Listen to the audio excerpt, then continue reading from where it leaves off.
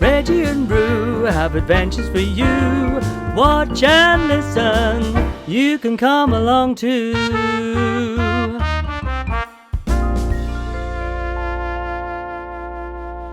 Hello again, here we are for story time. This time we've got Stan with us as well, with Roo and Reg, who's sitting still for probably about 3 seconds and then he'll disappear. So here we are, chapter 3 of A Little Princess. This chapter's called... there he goes. This chapter's called Ermengarde. Not that we'll be able to hear it if Reg doesn't be quiet. Go on then, out you go.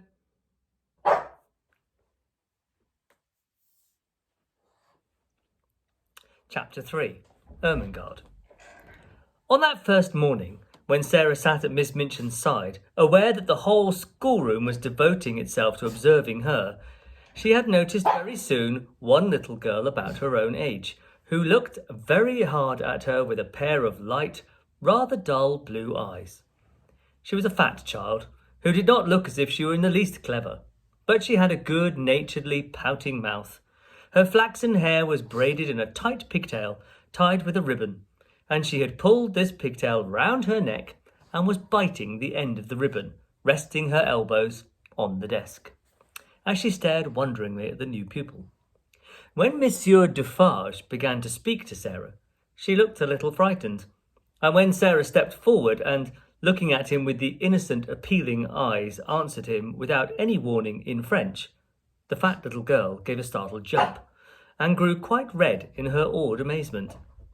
Having wept hopeless tears for weeks in her efforts to remember that la mère meant the mother and le père the father, when one spoke sensible English, it was almost too much for her suddenly to find herself listening to a child her own age who seemed not only quite familiar with these words, but apparently knew any number of them, and lots of others, and could mix them up with verbs as if they were mere trifles.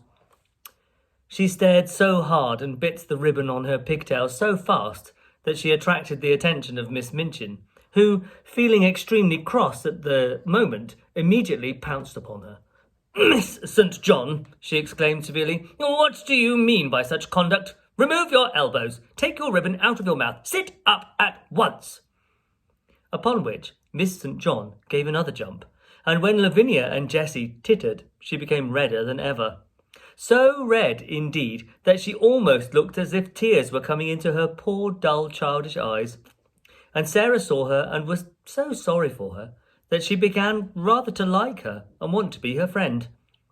It was a way of hers always to want to spring into any fray in which someone was made uncomfortable or unhappy. If Sarah had been a boy and lived a few centuries ago, her father used to say, she would have gone about the country with her sword drawn, rescuing and defending everyone in distress. She always wanted to fight when she sees people in trouble. So she took rather a fancy to fat, slow little Miss John, and kept glancing toward her through the morning. She saw that lessons were no easy matter to her, and that there was no danger of her ever being spoiled by being treated as a show pupil. Her French lesson was a pathetic thing. Her pronunciation made even Monsieur Defarge smile in spite of himself, and Lavinia and Jessie and the more fortunate girls either giggled or looked at her in wondering disdain. But Sarah did not laugh. She tried to look as if she did not hear when Miss St. John called le bon pain Li Bong Pang. She had a fine, hot little temper of her own, and it made her feel rather savage when she heard the titters and saw the poor, stupid, distressed child's face. "It isn't funny, really," she said between her teeth, as she bent over her book. "They ought not to laugh." When lessons were over, and the pupils gathered together in groups to talk, Sarah looked for Miss St. John, and finding her bundled rather disconsolately at the window seat, she walked over to her and spoke. She only said the kind of thing little girls always say to each other by way of beginning an acquaintance, but there was something friendly about Sarah, and people always felt it. "What is your name?" she said. To explain Miss St. John's amazement, one must recall that a new pupil is, for a short time, a somewhat uncertain thing, And of this new pupil the entire school had talked the night before until it fell asleep quite exhausted by the excitement and contradictory stories. A new pupil with a carriage and a pony and a maid and a voyage from India to discuss was not an ordinary acquaintance. My name's Ermengarde St. John, she answered. Mine is Sarah Crewe, said Sarah. Yours is very pretty. It sounds like a storybook. Oh, do you like it? Fluttered Ermengarde. I like yours. Miss St. John's chief trouble in life was that she had a clever father. Sometimes this seemed to her a dreadful calamity. If you have a father who knows everything, who speaks 7 or 8 languages, and has thousands of volumes which he has apparently learned by heart, he frequently expects you to be familiar with the contents of your lesson books, at least. And it is not improbable that he will feel you ought to be able to remember a few incidents of history and to write a French exercise.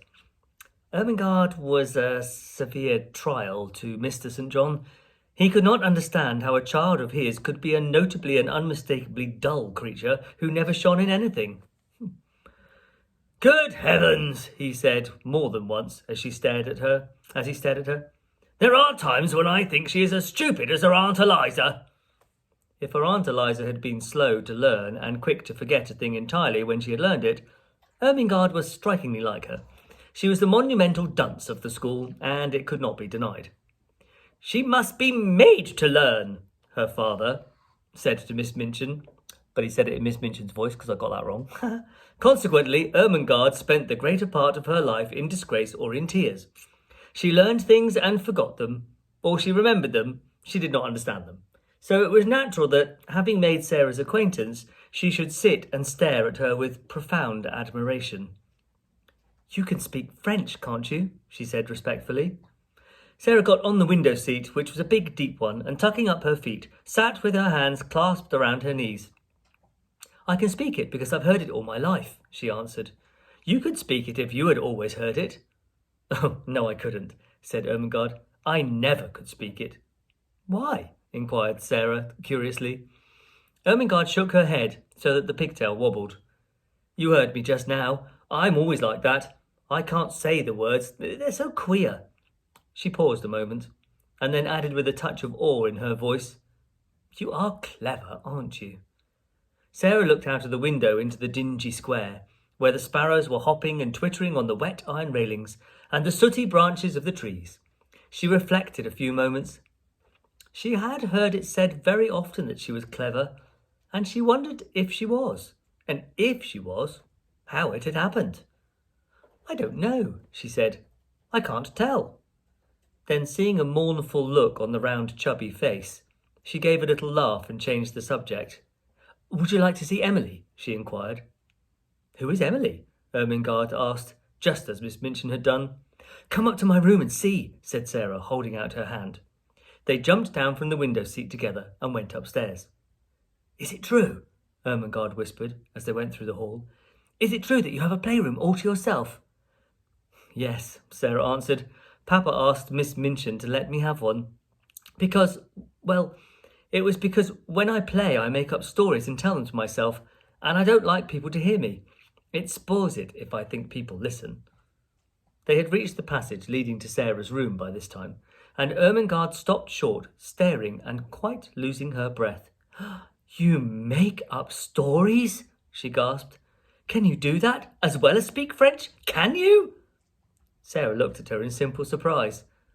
Why, anyone can make up things. Have you never tried? She put her hand warningly on Ermengarde's. Let us go quietly to the door, she whispered, and then I will open it quite suddenly. Perhaps we might catch her. She was half laughing, but there was a touch of mysterious hope in her eyes, which fascinated Ermengarde, though she had not the remotest idea what it meant, or whom it was she wanted to catch, or why she wanted to catch her. Whatsoever she meant, Ermengarde was sure it was something delightfully exciting, so quite thrilled with expectation, she followed her on tiptoe along the passage. They made not the least noise until they reached the door. Then Sarah suddenly turned the handle and threw it wide open. Its opening revealed the room quite neat and quiet, a fire gently burning in the grate, and a wonderful doll sitting in a chair by it, apparently reading a book. Oh! She got back to her seat before we could see her, Sarah explained. Of course they always do. They're as quick as lightning. Ermengarde looked from her to the doll and back again. Can she walk? She asked breathlessly. Yes, answered Sarah. At least I believe she can. At least I pretend I believe she can. And what makes it seem as if it were true? Have you never pretended things? No, said Ermengarde. Never. Tell me about it. She was so bewitched by this odd new companion that she actually stared at Sarah instead of at Emily, notwithstanding that Emily was the most attractive doll person she'd ever seen. Let us sit down, said Sarah, and I will tell you. It's so easy that when you begin you can't stop. You just go on and on, doing it always. And it's beautiful, Emily. You must listen.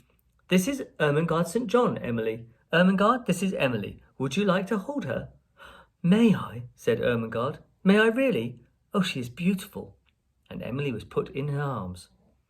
Never in her dull, short life had Miss St. John dreamed of such an hour as the one she spent with the queer new pupil before they heard the lunchtime bell ring, and they were obliged to go downstairs.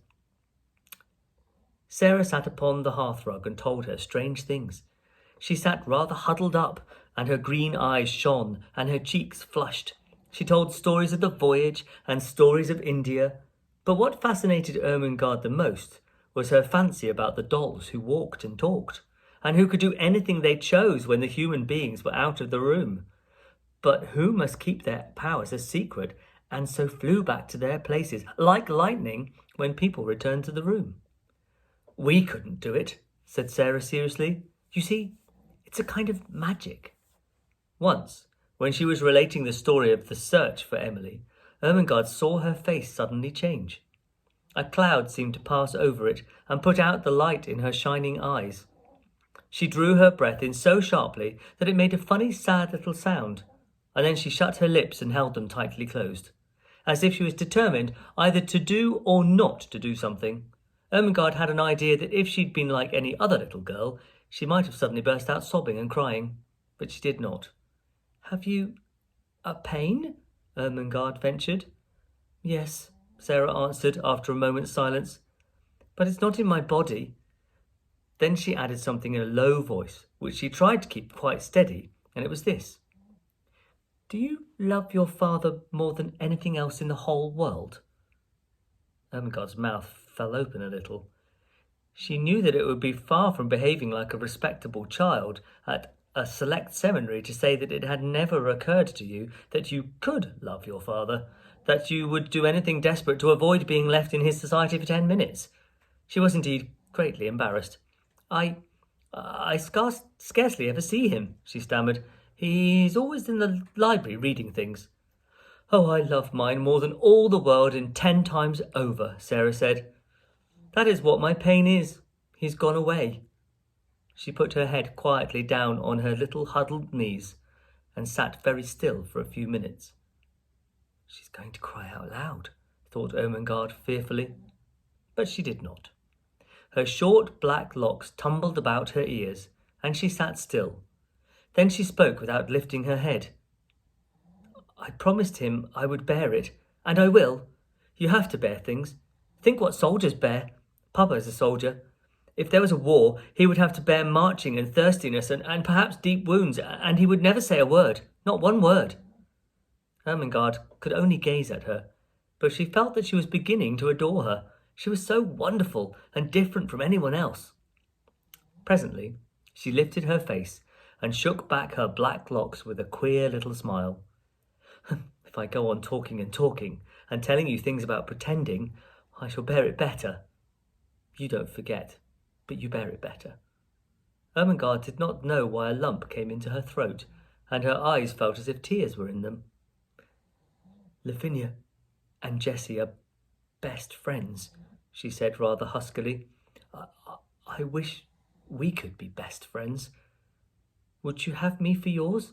You're clever, and I'm the stupidest child in the school, but, oh, I'd so like you. I'm glad of that, said Sarah.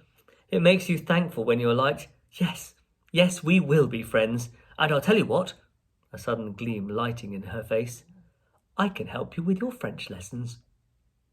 And tomorrow we'll find out if she does help her. Bye for now, everyone. Say bye, Roo. Say bye, Stan. Reggie's gone to sleep again. Bye, everyone.